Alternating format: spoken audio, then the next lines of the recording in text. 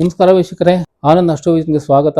ನಾನು ಚೆನ್ನಾಗಿದ್ದೇನೆ, ನೀವು ಚೆನ್ನಾಗಿದ್ದೀರಾ ಅಂತ ಭಾವಿಸ್ತಾ ಇವತ್ತಿನ ದಿವಸ ನಾನು ಅಧಿಕ ಮಾಸದ ಬಗ್ಗೆ ನಿಮ್ಮೊಂದಿಗೆ ಕೆಲವು ವಿಷಯಗಳನ್ನು ಹಂಚ್ಕೊಳ್ಳೋದಕ್ಕೆ ಇಷ್ಟಪಡ್ತೇನೆ.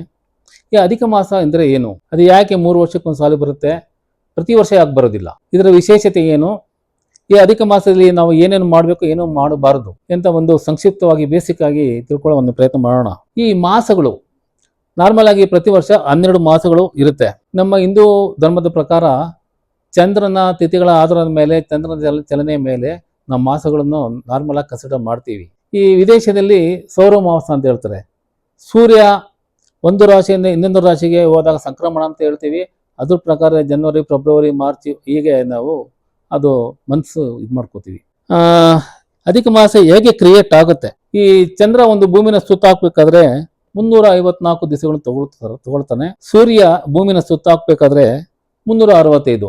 ಇದ್ರ ಮಧ್ಯೆ ವ್ಯತ್ಯಾಸ ಎಷ್ಟು, 11 ದಿವಸಗಳು. ಈ 11 ದಿವಸಗಳು 3 ವರ್ಷ ಕಳೆದ್ರೆ 33 ದಿವಸಗಳಾಗುತ್ತೆ. ಒಂದು ಆವರೇಜ್ 1 ಮಂತ್ ಅಂತ ನಾವು ತಗೊಂಡ್ಬಿಡ್ಬೋದು.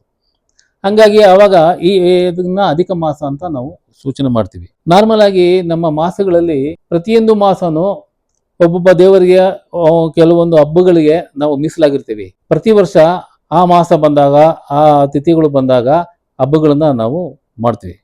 ಹಂಗಾಗಿ ಈ ಸಂಕ್ಷಿಪ್ತವಾಗಿ ಈ ಮಾಸಗಳು ಯಾವ ಮಾಸ ಯಾವ ಹಬ್ಬಕ್ಕೆ ಒಳಪಡುತ್ತೆ ಅನ್ನೋದು ನೋಡೋಣ. ಚೈತ್ರ ಮಾಸ ಇದು ಮಾರ್ಚ್ ಏಪ್ರಿಲ್ ಬರುತ್ತೆ. ಇದು ನಿಮ್ಮ ಯುಗಾದಿಯ ಆರಂಭ, ಹೊಸ ವರ್ಷದ ಆರಂಭ. ಆಮೇಲೆ ಈ ಚೈತ್ರ ಮಾಸದಲ್ಲಿ ಶ್ರೀರಾಮನವಮಿನೂ ಬರುತ್ತೆ. ಎರಡನೇದಾಗಿ ವೈಶಾಖ ಮಾಸ, ಇದು ಏಪ್ರಿಲ್ ಮೇಲ್ ಬರುತ್ತೆ. ಇಲ್ಲಿ ಅಕ್ಷಯ ತೃತೀಯ, ದಾನ ಧರ್ಮ, ತೀರ್ಥಸ್ಥಾನ, ವಿಷ್ಣು ಆರಾಧನೆ ಮುಂತಾದವನ್ನು ಸೂಚನೆ ಇರುತ್ತೆ. ಮೂರನೇದು ಜ್ಯೇಷ್ಠ ಮಾಸ, ಮೇ ಜೂನಲ್ಲಿ ಬರುತ್ತೆ. ಇದು ಬಿಸಿಲುಗಾಲ, ತುಂಬ ನೀರು ಜಾಸ್ತಿ ಯೂಸ್ ಮಾಡ್ತೀವಿ, ನೀರು ದಾನ ಮಾಡ್ತೀವಿ. ಸೊ ಮತ್ತು ನಾಲ್ಕನೇದಾಗಿ ಆಷಾಢ ಮಾಸ, ಜೂನ್ ಜುಲೈನಲ್ಲಿ ಬರುತ್ತೆ.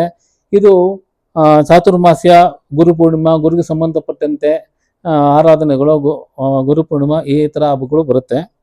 ಮತ್ತು ಐದನೇದಾಗಿ ಶ್ರಾವಣ ಮಾಸ, ಶಿವನಿಗೆ ತುಂಬ ಪ್ರಿಯ.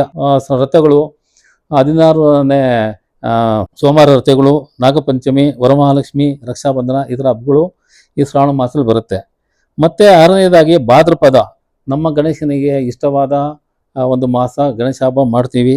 ಶ್ರೀಕೃಷ್ಣ ಜನ್ಮಾಷ್ಟಮಿನೂ ಇರುತ್ತೆ. ಮತ್ತು ಏಳನೇದಾಗಿ ಆಶ್ವಯುಜ ಮಾಸ, ಸೆಪ್ಟೆಂಬರ್ ಅಕ್ಟೋಬರ್ ಬರುತ್ತೆ. ಇದರಲ್ಲಿ ದೇವಿ ಆರಾಧನೆ, ನವರಾತ್ರಿ ಬರುತ್ತೆ, ದಸರಾ ಬರುತ್ತೆ.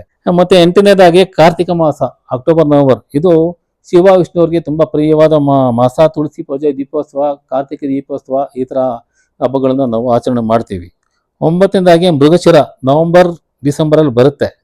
ಇಲ್ಲಿ ಲಕ್ಷ್ಮೀ ಪೂಜೆ, ದೀಪಾವಳಿ ಅದನ್ನು ಆಚರಣೆ ಮಾಡ್ತೀವಿ. 10ನೇದಾಗಿ ಪುಷ್ಯ ಮಾಸ, ಡಿಸೆಂಬರ್ ಜನವರಿ. ಇಲ್ಲಿ ವೈಕುಂಠ ಏಕಾದಶಿ, ವಿಷ್ಣುಗೆ ಸಂಬಂಧಪಟ್ಟಂಗೆ ಆರಾಧನೆಗಳು ಬರುತ್ತೆ.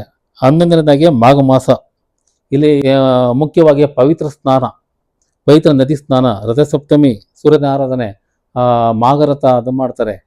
ಹಾಗಾಗಿ ಇದು ಜನವರಿ ಫೆಬ್ರವರಿನಲ್ಲಿ ಬರುತ್ತೆ. ಕೊನೆಯದಾಗಿ ಪಾಲ್ಗುಣ ಮಾಸ, ಇದು ಫೆಬ್ರವರಿ ಮಾರ್ಚಲ್ಲಿ ಬರುತ್ತೆ. ಹೋಳಿ ಹಬ್ಬ, ಶಿವರಾತ್ರಿ ಈ ಹಬ್ಬಗಳು ಬರುತ್ತೆ. ಇಂದು ಈ ಅಧಿಕ ಮಾಸ ಅಂತ ಬಂದಾಗ ಇಲ್ಲಿ ನಾವು ಮುಖ್ಯವಾಗಿ ದೇವರ ಆರಾಧನೆಗೆ, ದೇವರ ಸಂಬಂಧಪಟ್ಟ ಕೆಲಸಗಳಿಗೆ ಮಾತ್ರ ನಾವು ಯೂಸ್ ಮಾಡ್ತೀವಿ.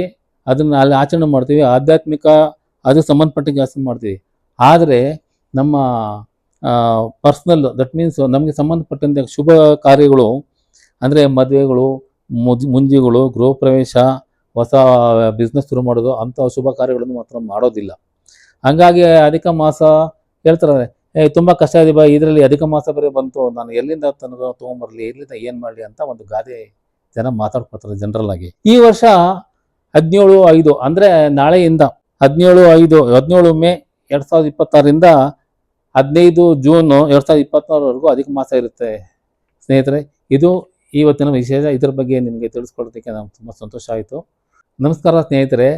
ಈ ವಿಡಿಯೋ ನಿಮಗೆ ಇಷ್ಟ ಆಗಿದ್ದರೆ ಈ ಚಾನಲ್ನ ಸಬ್ಸ್ಕ್ರೈಬ್ ಮಾಡಿ, ಮತ್ತು ಲೈಕ್ ಮಾಡಿ, ನಿಮ್ಮ ಸ್ನೇಹಿತರೊಂದಿಗೆ ಹಂಚ್ಕೊಳ್ಳಿ. ಹೀಗೆ ನಮಗೆ ಸಪೋರ್ಟ್ ಮಾಡ್ತಾಯಿರಿ. ಮುಂದೆ ಒಳ್ಳೆ ವಿಡಿಯೋ ಮಾಡೋದಕ್ಕೆ ನಿಮ್ಮ ಸಪೋರ್ಟ್ ನಮಗೆ ಆಧಾರ. ನಮಸ್ಕಾರ ಗೆಳೆಯರೇ.